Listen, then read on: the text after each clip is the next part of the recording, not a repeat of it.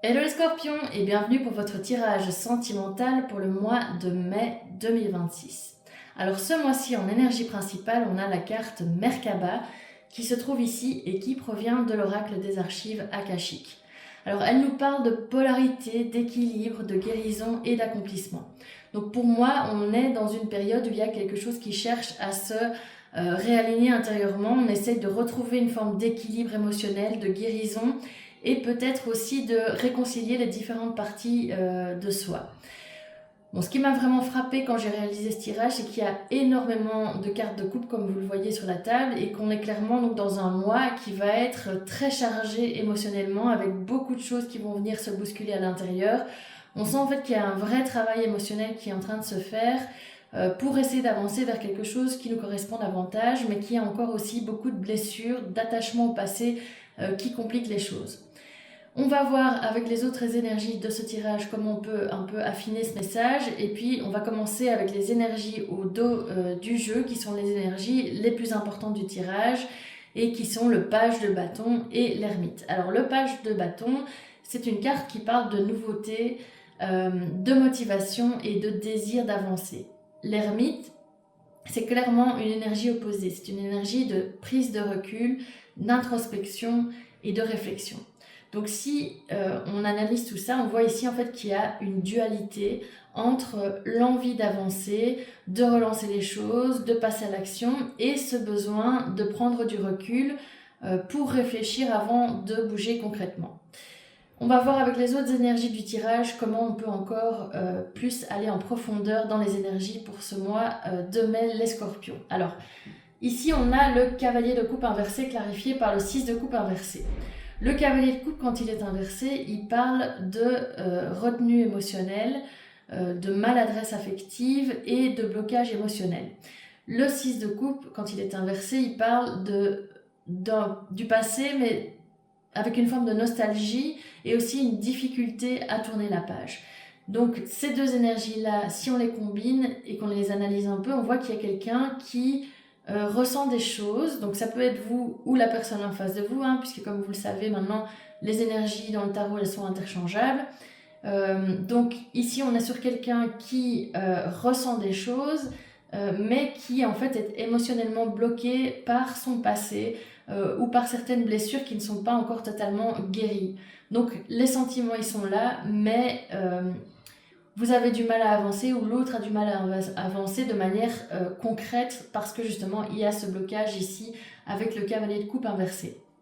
Avec la deuxième colonne et le 10 de coupe clarifié par le roi de coupe, ici, le 10 de coupe, c'est la carte de l'accomplissement sentimental, de la stabilité émotionnelle et aussi du foyer.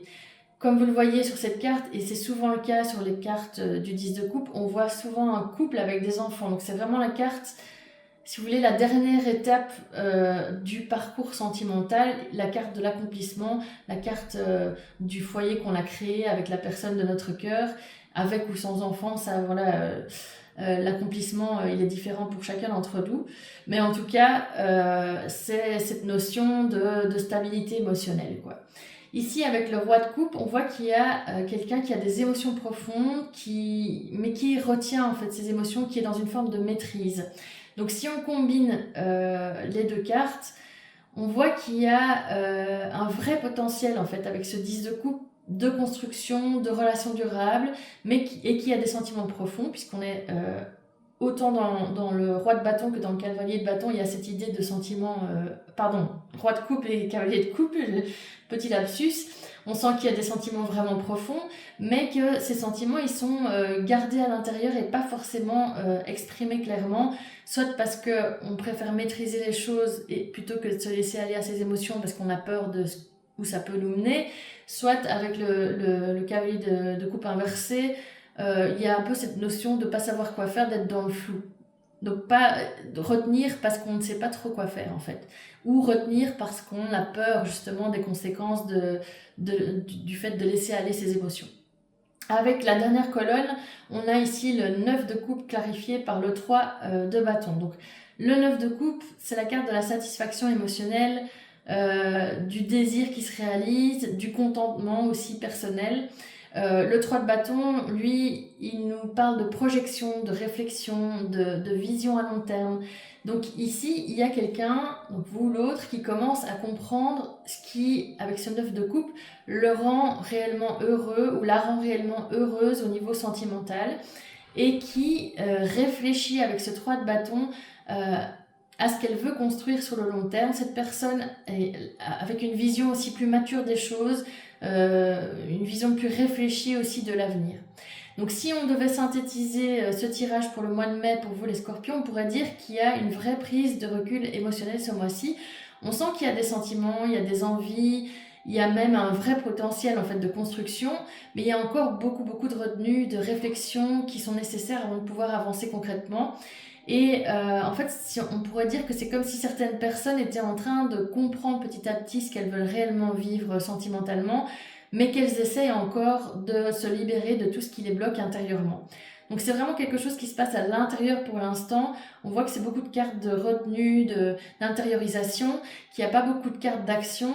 Donc on sent que c'est vraiment, comme je le disais, une réflexion interne et que potentiellement, si justement on arrive à dépasser ces blocages, à faire le tri par rapport à ses relations passées, etc., on peut avancer vers quelque chose de beau, de stable et concrètement, et pas simplement quelque chose qui se passe à l'intérieur de nous.